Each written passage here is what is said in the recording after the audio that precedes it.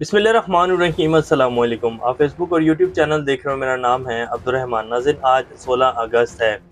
इस टाइम पाकिस्तान की सूरत हाल ये है कि जी हम लोग एक एक अरब डॉलर के लिए दुनिया के तरले मिन्नतें कर रहे हैं, और पाकिस्तान का ये जो मौजूदा निज़ाम है, ये जो हुकूमत है, ये हमारे मेन जो स्ट्रीम मीडिया है उसके ऊपर पाकिस्तान की आवाम को ये बावर करवाने के ऊपर लगे हुए हैं कि जी हम अब पाकिस्तान की तरक्की के लिए जो है बड़ी दिन रात मेहनत कर रहे हैं। अब हम सीरियस हो गए हैं, हमने जो पहली गलतियां की हैं अब वो दोबारा नहीं करेंगे, हम आपके लिए बड़ी मेहनत कर रहे हैं। लेकिन जो ओरिजिनल कुछ स्टैट्स हैं इस टाइम पाकिस्तान की सूरत हाल के, वो आपके सामने रखेंगे। 30 करोड़ डॉलर का नुकसान पाकिस्तान को आने वाले चंद दिनों में हो जाएगा। अभी तक तकरीबन कोई 500 मिलियन डॉलर का नुकसान हो चुका है सिर्फ ये फायरवॉल और नेट की बंदिश की वजह से। अब इसको चैलेंज कर दिया गया है। किसकी तरफ से चैलेंज किया गया है ये भी आपके सामने रखेंगे, तो आप हैरान हो जाएंगे कि हमारी ये जो हुकूमत है ये क्या पाकिस्तानियों की बेहतरी के लिए कोई काम कर रही है? तो ऐसा कुछ भी नहीं है जी। ये निज़ाम सिर्फ और सिर्फ अपनी बका की जंग लड़ रहा है जी। ये जो एक इशराफिया का निज़ाम जो कि पिछले 75-77 साल से इस 25 करोड़ आवाम के वसाइल के ऊपर काबिज है ना, ये सिर्फ अपनी बका की जंग लड़ रहा है। ये पाकिस्तानियों के लिए कोई कदम जो है वो नहीं उठा रहा। अब आज की कुछ ताज़ा तरीन सूरत हाल आपके सामने रखेंगे। काजी साहब जो हैं, जो कि हमारी सबसे बड़ी अदालत के जज हैं, वो कैसे जो है वो मुकदमात में अपना जो है वो असर वसूख इस्तेमाल कर रहे हैं, वो किस तरह पाकिस्तान के जो अदलिया के निज़ाम है उसकी धज्जियाँ उड़ा रहे हैं, वो तफसीलात भी आपके सामने रखेंगे। पीटीआई में एक नई लड़ाई शुरू हो गई है, वो क्या है वो तफसीलात भी आपको देंगे। इसके साथ साथ कुछ और अहम अपडेट्स हैं। अफसार आलम और फैज़ हमीद की एक ऑडियो कॉल जो है वो वायरल हुई है सोशल मीडिया के ऊपर। ये कॉलों का जो सिलसिला है ये दोबारा से जो शुरू हो रहा है, इसके पीछे क्या सूरत हाल है? फैज़ हमीद का क्या कोर्ट मार्शल जो है वो होगा?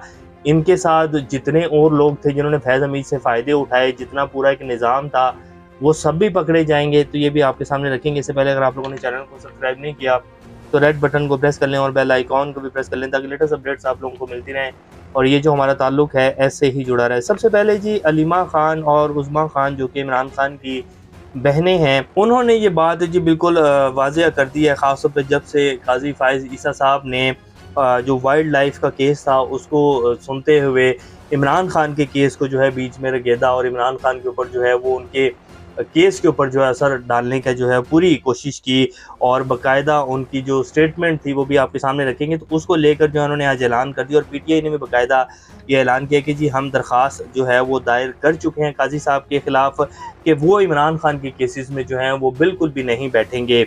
आप जो हैं वो कह रहे हैं कि जी आप इन केस इमरान खान के केसेस से अलग हो जाएं। मुल्क का सबसे बड़ा लीडर इमरान खान है, 1 साल हो चुका है, इमरान खान को इंसाफ नहीं मिल रहा है। 2 महीने रह गए हैं आपकी बाकियात हैं, यानी कि आप 2 महीने और चीफ जस्टिस हैं, तो कोई अच्छा काम करें ताकि लोग आपको याद रखें। इमरान खान का फैसला हो, तहरीक इंसाफ हो या फिर मखसूस रिश्तों का केस हो, हर केस में काजी फ़ाइज़ ने जो है वो रुकावट डाली है। ये अलीमा खान और उज़मा खान ने किया। फिर उन्होंने कहा कि 190 मिलियन पाउंड केस में रजिस्ट्रार ऑफिस में दरख्वास्त जमा करा दी है। दरख्वास्त में अलीमा खान उज़मा खान ने चीफ जस्टिस इमरान खान के मुतालिक मुकदमा से अलग होने की सज़ा की है, क्योंकि वाइल्ड लाइफ केस में 190 मिलियन पाउंड केस से मुतल्लिक ऑब्जर्वेशन जो दी आपने काजी साहब ने वो वापस ली जाए। उन्होंने ऑब्जर्वेशन ये दी थी कि जी एक जो है प्रॉपर्टी के बंदे हैं, प्रॉपर्टी बिजनेस टाइकॉन है, उनका पैसा जो है बाहर था, उसमें जो है हुकूमत ने लाकर उनका पैसा जो है वो यहाँ अकाउंट में रख दिया। ये क्या हो रहा है, ये क्या हो रहा है, ये नहीं होना चाहिए, और पाकिस्तान को जो है किस तरह बेवकूफ़ बनाया जा रहा है। तो बेसिकली वो इमरान खान का जो केस चल रहा है इस्लामाबाद हाई कोर्ट में, उसके ऊपर वो प्रेशराइज करने की कोशिश कर रहे थे, और ये बता रहे थे, बेसिकली हदायत थी, और वो जो जज साहब ये केस सुन रहे हैं उनको ये वो बावर करवाने की कोशिश कर रहे थे कि आपने इस केस का फैसला जो है वो किस सोच के साथ देना है और कैसे देना, और इसका फैसला जो है इमरान खान के हक में नहीं आना चाहिए, क्योंकि ये केस जो है सुप्रीम कोर्ट में भी जाएगा। तो फिर आप जो है कैसे इसके बारे में जो है इस तरह राय दे सकते हैं जिसके बारे में आपने कुछ सुना ही नहीं है, ना आपको तफसीलात पता है, ना आप जो है उसकी कोई आपने फाइल्स देखी हैं, तो फिर आप ऑब्जर्वेशन कैसे देख सकते हैं? ये बाकायदा आइन और कानून के भी ख़िलाफ़ है कि जो केस जो है वो किसी भी कोर्ट में चल रहा हो उसके ख़िलाफ़ जो है वो राय नहीं दी जा सकती, और फिर सुप्रीम कोर्ट का चीफ जस्टिस जो है वो राय दे रहा है, ये कैसे हो सकता है? तो ये बिल्कुल आइन का जो है उन्होंने ख़िलाफ़ वर्जी की है, और कोड ऑफ कंडक्ट जो है उसकी भी ख़िलाफ़ वर्जी है, दे ही नहीं सकते हैं। वो जज होकर सुप्रीम कोर्ट के चीफ जस्टिस होकर जो है इस तरह की बड़ी खिलाफ वर्जी कैसे कर सकते हैं? तो उनके खिलाफ ये एक दरख्वास्त जो है वो दायर कर दी गई है। वैसे तो खैर ये लेट आंख खुली है, ये 48 घंटे पहले जो है चीफ जस्टिस साहब ने 24 घंटे पहले सॉरी ये रिमार्क्स दिए थे, तो आज जाकर जो है दरख्वास्त दायर की गई है। हालांकि ये प्रेस कॉन्फ्रेंस जो आज की गई है पीटीआई की तरफ से, ये कल ही जो है ठीक 1 घंटे बाद ये धुआंधार प्रेस कॉन्फ्रेंस होनी चाहिए थी, ताकि उनको पता लगे कि ये वो कैसे कर सकते हैं। बहरहाल खैर ये जी जो है हमारी आला अदलिया की और हमारे चीफ जस्टिस साहब की सूरत हाल है।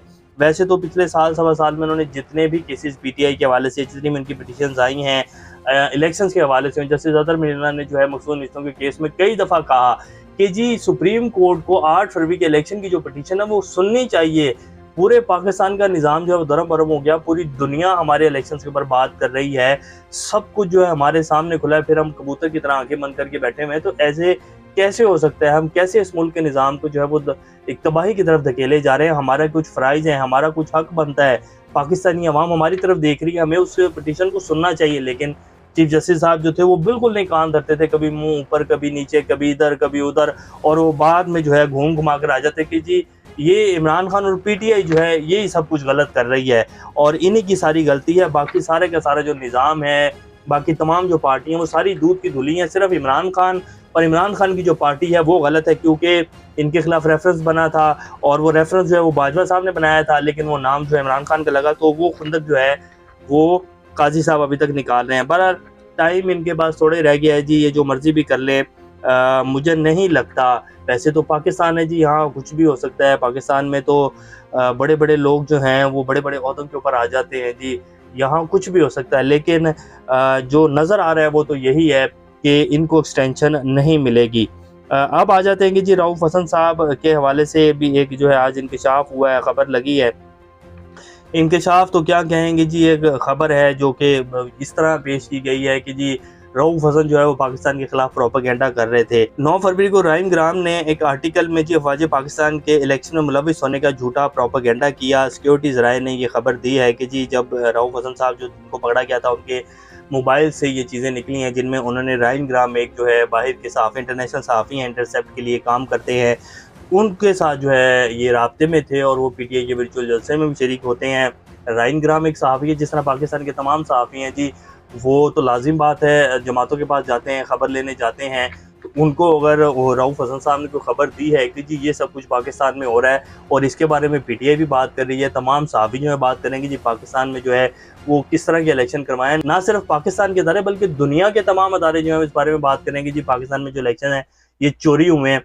और हमारे जो सुप्रीम कोर्ट के जजेस हैं वो ये बात कर रहे हैं, हमारी अदलिया जो है वो कह रही है कि जी इलेक्शन किस तरह हुए हैं। जो डिप्टी कमिश्नर इस्लामाबाद हैं, ऑन ड्यूटी डिप्टी कमिश्नर ने प्रेस कॉन्फ्रेंस करके कहा कि जी काजी साहब और ये इलेक्शन कमिश्नर जो है मिले हुए थे और इन्होंने किस तरह जो है धांधली करने के हमें ऑर्डर दिए हैं। तो ये सब कुछ जब मौजूद है तो फिर आप कैसे कह सकते हैं कि जी रऊफ हसन जो है वो उनको दे रहे थे, खबरें दे रहे थे और वो पाकिस्तान के खिलाफ जो आर्टिकल लिख रहे हैं। अजीब सी जो है खबरें जी लगाई जा रही हैं और इससे निज़ाम अपनी बका के लिए ऐसे ओछे हथकंडे जो है वो अपना रहा है कि आप लोग तसव्वुर नहीं कर सकते हैं। इस तरह की जो है हरकतें की जा रही हैं, जैसे वो बिल पाकिस्तान का वो ओन अली खोसा जो है वो बड़े ज़बरदस्त यूट्यूबर हैं, उन्होंने वो एक बिल पाकिस्तान के नाम से गाना जो है वो 14 अगस्त को रिलीज़ किया अपनी यूट्यूब वीडियो के ऊपर, चैनल के ऊपर, तो उनको उठा लिया गया। अब उन्होंने तो सिर्फ जिस तरह बाकी सारी आवाम तंग है, उन्होंने उसको जो है वो गाने की एक शक्ल दे दी बिल पाकिस्तान, तो उनको उठा कर ले गए और वो जो वीडियो थी उसको डिलीट करवा दिया। अब इस तरह के हथकंडे आजमाने से क्या पाकिस्तानी आवाम जो है वो आपके हक में जो है वो खड़ी हो जाएगी कि नहीं जी स्टेट बिल्कुल ठीक कर रही है? ये कैसे काम हैं जी जो किए जा रहे हैं, और क्या इस तरह के काम करने से जो है वो आवाम आपके गुनगाने लगेगी? ऐसे नहीं गुनगाएगी। जब तक आवाम को रिलीफ नहीं मिलेगा, आवाम आपके साथ कभी भी खड़ी नहीं होगी।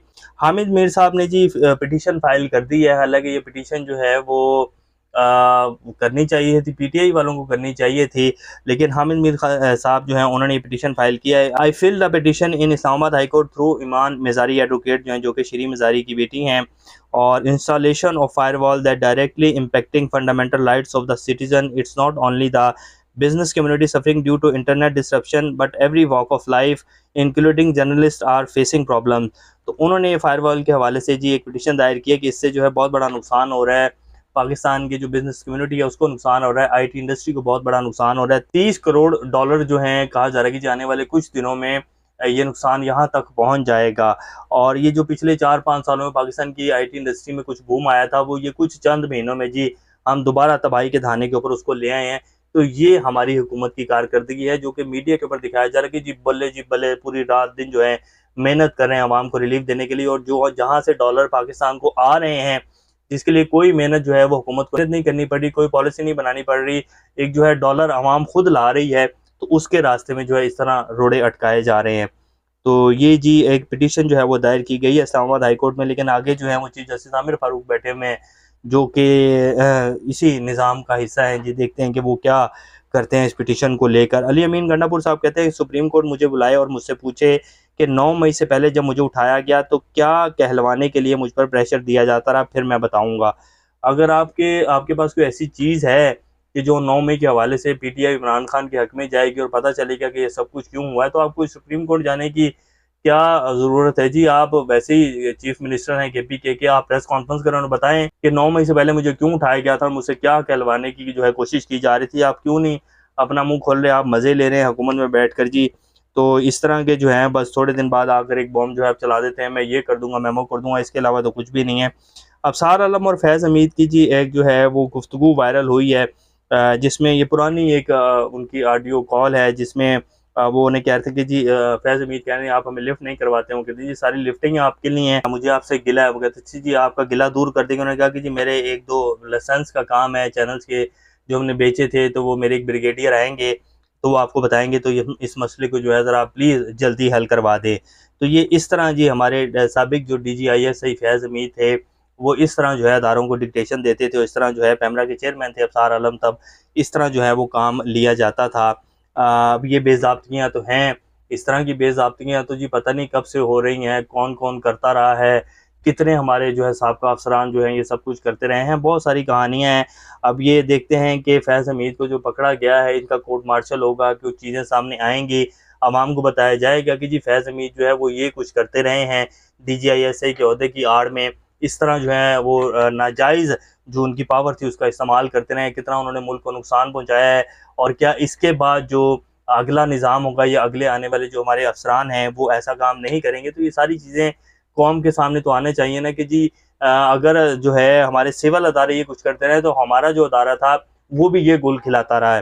तो बहरहाल देखते हैं कि क्या होता है जी फैज़ हमीद साहब के साथ। के लेते हैं, अपना ख्याल रखिएगा। अल्लाह हाफ़िज़।